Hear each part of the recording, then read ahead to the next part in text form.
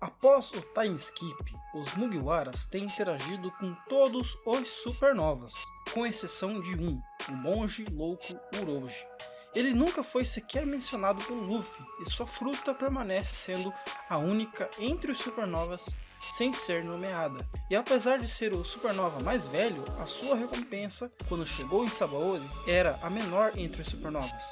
Neste ponto da história, este homem permanece um mistério. Porém, com o final do arco de Egghead se aproximando, fica a pergunta: será que veremos o último supernova no próximo arco?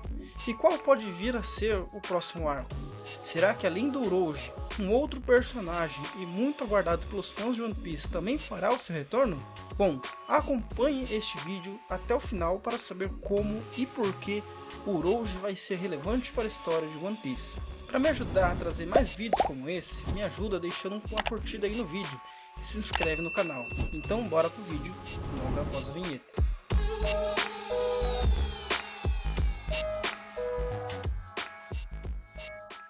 O Urouge é de uma ilha do céu, mas ainda não sabemos qual exatamente. No SBS do volume 64, Oda desenhou os supernovas como crianças. Urouge é mostrado com o penteado e as asas de um Skypiea. Entretanto, em sua forma atual e adulta, ele se parece mais com o nativo da ilha de Birka. Sua antiga recompensa era de 108 milhões de berries, sendo a mais baixa entre os supernovas. Entretanto, a sua recompensa baixa tem um significado atrelado ao budismo, particularmente no budismo japonês, que possui uma crença de que todos os homens devem resistir às 108 tentações antes de alcançar o Nirvana. O número 108 também é representado pela sua data de nascimento, 1 de agosto. Nirvana, basicamente, é o estado de libertação do sofrimento, atingido pelo ser humano, ao percorrer sua busca espiritual como um estado de inércia, uma superação do apego aos sentidos, do material, da existência e da ignorância, a pureza e a transgressão do físico, a qual busca a paz interior e a essência da vida. Talvez este seja o motivo pelo qual o Urouge geralmente aparece sorrindo. O Urouge possui 3,88 metros e tem 47 anos de idade, assim como o Kuma. Por incrível que pareça, o Urouge é mais velho que o Barba Negra e que o Capone. Então por qual motivo o monge se tornou um dos infames membros da pior geração tão tardiamente? E por que ele tem uma recompensa tão baixa? Bom, respondendo à primeira pergunta, o Urouge era um residente das Ilhas do Céu, então ele passou boa parte da sua vida despercebido pela marinha. Por isso não tinha uma recompensa muito alta também. Podemos justificar que assim como Teach esteve no sigilo dentro do bando do Barba Branca, até ver sua grande chance de roubar a Yami Yami no Mi e se tornar um pirata notório, alguma coisa aconteceu na vida do Urouge que o fez ir ao Mar Azul e se tornar um pirata. Eu não compactuo da teoria de alguns que associam o Urouge a algum sacerdote do Enel. Apesar do monge ser chamado de grande sacerdote pelos seus seguidores, não vejo razão para o Enel ter enviado um dos seus sacerdotes para o Mar Azul, visto que o mesmo não demonstrava nenhum interesse pelo mundo abaixo das nuvens. Portanto, eu descarto esta possível relação. Mas para mim faz mais sentido que o Urouge tenha decidido virar pirata depois de ver o que o Enel fez com a ilha de Birka. Acredito que o Urouge seja um Birka sobrevivente, que fugiu das nuvens com seus seguidores após o Enel destruir sua terra natal. Por isso o bando do Urouge é chamado de Monges Caídos. A associação entre Urouge e Enel também pode ter alguma relação com a primeira ilha que Urouge visitou no Novo Mundo, a ilha Raijin. Raijin é um dos nomes dado ao deus do trovão japonês, sendo Enel uma representação do mesmo. Os tambores em suas costas são uma alusão a esta divindade. Certa vez, Oda disse que na época, caso Enel decidisse descer para o mar, o governo mundial lhe daria uma recompensa inicial de 500 milhões de berries. Entretanto, a existência de Enel permanece inexistente, justamente pelo mesmo ter vivido boa parte da sua vida nos céus e agora esteja na lua. Assim sendo, a recompensa do Urouge é a menor entre os supernovas por isso. Ele permaneceu desconhecido por muito tempo. Além disso, o número 108 no budismo é um número sagrado. Os textos hindus ensinam que existem 108 sentimentos, 36 deles associados ao passado, 36 ao presente e 36 ao futuro. A astrologia védica trabalha com 12 casas e 9 planetas, resultando assim novamente em 108 modalidades, 12 vezes 9. Quando os nomes mais sagrados de um deus ou deusa são listados e cantados, isto é feito em número de 108. Esta é a forma sintética, pois se listássemos todos, em geral são 1008. É o chamado Sahasranama de um deus, significando Sahasra, 1000. A distância da Terra à Lua é de 108 vezes o diâmetro da Lua. Já a distância da Terra ao Sol é 108 vezes o diâmetro do Sol. Da última vez que vimos Uroge, ele estava se recuperando dos danos que sofreu após enfrentar Charlotte Snack e Charlotte Cracker, o quarto e o terceiro General Doce da Big Mom, respectivamente. Apesar de ser pouco lembrado, Uroge foi reconhecido pela Big Mom e seus filhos por ser o único entre os supernovas a conseguir derrotar um comandante de Yonkou naquela época. E podemos dizer que ele saiu vivo, mesmo após enfrentar o Cracker. Na minha opinião, o Cracker era mais poderoso que o do Flamingo, por exemplo. Sendo assim, quando Uroge reaparecer, chuto que a sua recompensa estará entre os 900 milhões e 1,5 bilhão de berries. Para ser mais exato, pode ser algo como 978 milhões, que é 9 vezes 108, pode ser 1.296 milhões, que é 12 vezes 108, ou uma recompensa que acho a mais provável seria de 1 bilhão e 8 milhões.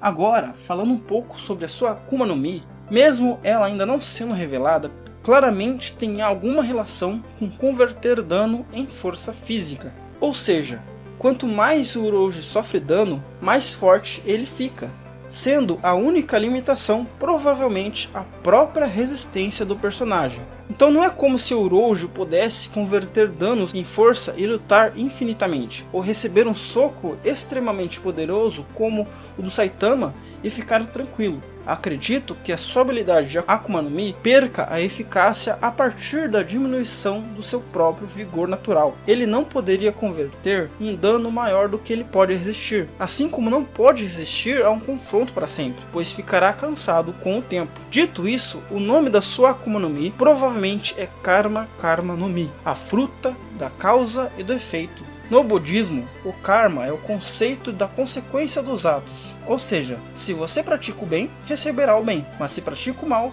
receberá o mal. E isso se encaixa perfeitamente nos poderes do Uroge, quando pensamos no mesmo como sendo capaz de converter dano em força. Agora imagina essa fruta despertada. Acredito que ele seria capaz de converter dano para além do seu nível de resistência, tornando o personagem praticamente invencível em termos de combate puramente físico. A sua única técnica nomeada, Winga Zarashi, significa algo como karma purificado, o que reforça o conceito da sua fruta. Beleza, mas em qual contexto o Uroge pode reaparecer agora e ser relevante? Ao que tudo indica, ele voltará em Elbaf. Em One Piece existiram dois locais chamados de Birka. O primeiro citado na obra é a terra natal dos Birkans e do próprio Enel, e o outro local aparece na história de capas do Enel. Se trata de uma cidade no interior da Lua, que foi o lar dos ancestrais dos povos do céu. Mas de onde vem este nome Birka? Birka, na vida real, era o nome de um vilarejo viking na atual Suécia.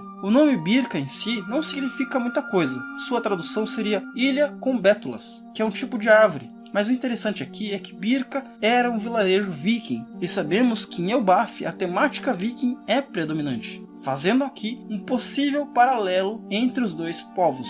O Gunfall cita a existência de um local chamado Pico de High West, que seria um local mais seguro para chegar às Ilhas do Céu do que o Knup Upstream, usado pelo Chapéu de Palha. E mesmo após anos do fim de Skypiea, até hoje não sabemos de onde veio o pé de feijão gigante de Skypiea. E se o pé de feijão é uma referência ao conto de fadas do João e o pé de feijão, onde está o gigante que vivia sobre as nuvens? No antigo mapa de Jaya, podemos ver uma figura aparentemente muito grande e com chifres. De onde veio isso? E para onde foi? Provavelmente aquele mundo está conectado com Elbaf através da Yggdrasil. Na mitologia nórdica, a Yggdrasil, ou Árvore do Mundo, é uma árvore colossal que conecta os 9 reinos da cosmologia nórdica. E eu vou tentar aqui relacionar alguns dos mundos contidos na Yggdrasil com possíveis locais em One Piece. Bora lá!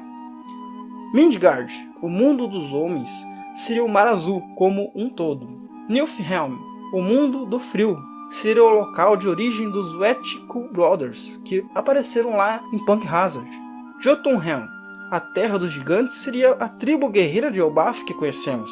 Asgard, o mundo dos Aesir, um clã de deuses nórdicos, seria as raças aladas de Skypiea, Xandia e principalmente Birka. Muspelheim, país do fogo, seria o local de origem dos gigantes demoníacos conhecidos como puxadores de continentes, como o Ors. Lembrando que associar conceitos da mitologia nórdica com locais reais em One Piece não é algo tão surreal assim. Em Little Garden, Dory e Brog citam a serpente vermelho-sangue que circunda o mundo. Se tratando da headline, há uma referência da serpente Jormungand. Já em Dressrosa, o Hayrodin envia o Macvise para os céus com um soco, dizendo para o mesmo alcançar o mundo dos deuses, uma referência a Asgard. Se tratando de um local nos céus, só poderia ser a Ilhas dos Céus em One Piece. Certo? E se o Orochi vai estar envolvido em Elbaf, qual a sua relevância para a história? Através dele, poderemos conhecer mais sobre as raças do céu que vieram da lua. Podemos também ter um desenvolvimento maior sobre o conceito do deus do sol Nika e a fruta do Luffy. Porém, aqui eu gostaria de ressaltar que em Elbaf podemos ter a convergência de vários personagens e plots que conhecemos no decorrer da obra. Então, além da reaparição do Orochi, podemos ter o retorno da Vivi. Nefertari Vivi, a princesa de Alabasta, é considerada uma Mugiwara e no momento está fugindo do governo mundial. E Musamá escolheu Vivi como a luz que deverá ser apagada. Nada mais justo que agora ela procure o Luffy e seu bando para protegê-la. Fora que, talvez Vivi tenha alguma relevância desconhecida, seja pelo seu sangue e sua ligação com a sua ancestral Nefertari Lily, ou até mesmo alguma possível relação com a arma ancestral Uranus. Caso o Dr. Vegapunk saia com vida de Egghead, junto dos Chapéus de Palha, podemos entender mais sobre a sua relação com o povo da Lua e a sua tecnologia, visto que o Dr. Tsukimi, que vimos na história de capas do Enel, era da mesma ilha que Vegapunk, e foi capaz de produzir autômatos semelhantes ao que vimos na Lua, e que agora compõem o exército de Enel. Fora isso, temos os piratas espaciais na Lua, que carregam uma Jolly Roger de um crânio alongado semelhante ao Vegapunk em si. Será que eles são criação do próprio Einstein de One Piece? Vegapunk pode ter criado eles para explorarem a Lua, com o intuito de obter a tecnologia adormecida em Birka, e isso despertou a fúria do Enel ao chegar na Lua e ver que os piratas estavam causando explosões em sua Terra dos Sonhos. Agora pare e pense. Temos os gigantes que recuperaram os livros de Ohara, temos Enel possivelmente voltando da Lua com muito conhecimento sobre o século perdido, temos a Vivi com uma bandeira vermelha em sua cabeça e precisando de ajuda, temos o Orochi, que é o último supernova a ser trabalhado na obra e que pode nos ajudar a entender mais sobre a cultura dos povos do céu e da própria origem do deus Nika. Tudo isso pode vir a ser trabalhado no próximo arco, Elbaf. Se tratando do Enel, ele pode ter uma relevância ainda maior caso deseje destruir a Headline. Em Skypiea, ele trabalhou para enviar as Ilhas do Céu para o Mar Azul, pois acreditava que a vida no céu era uma anomalia, não natural, e que era de sua responsabilidade como Deus aplicar a sua divina providência e expulsar todos daquele lugar. Então, o que será que o Enel pensará quando olhar para o planeta e ver uma enorme faixa de terra dividindo o planeta? E pior, quando souber que alguns humanos residem naquele local e se intitulam deuses. Certa vez Enel disse ser o único deus daquele mundo ao tentar eliminar o Gunfall. E isso me faz pensar que ele poderá voltar a sua atenção à Terra Sagrada e desejará destruir a Headline com o seu Raigou. Na mitologia nórdica, durante o Ragnarok, Thor enfrenta a Jormungandr e morre junto à serpente. Já sabemos que em One Piece, a Jormungandr representa a Headline, e Thor, sendo o deus do trovão, seria o próprio Enel. Mas o que vocês pensam sobre isso? Será que o Enel realmente voltará ao planeta e aparecerá em Elbaf? Ou será que os Chapéus de Palha é que vão para a Lua? Eu particularmente acho que ambas as possibilidades são bem válidas. Inclusive, o sonho do Luffy pode vir a ser viajar até a Lua, e Roger não conseguiu realizar este sonho devido à sua doença e seu pouco tempo de vida. Talvez a Lua, ou melhor, o espaço em si, seja a última fronteira, e por isso Luffy deseja tornar-se não apenas o rei dos piratas, mas também superar este título, tornando-se um pirata do espaço.